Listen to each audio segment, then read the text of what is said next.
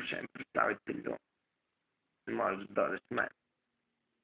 Можеш да отидеш с несъвършения представител. Съвършен човек. Не мога да остана с теб. Можеш да останеш с несъвършения човек. Сега умираш с болността и Господа. С Светия Дух, Тъмния Дух.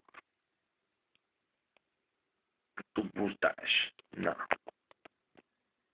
Горския дух, ще заблуждаваш човешкия дух. Но появил се млад дух от ново време. Сега, от много старо време, влизам много стар дух.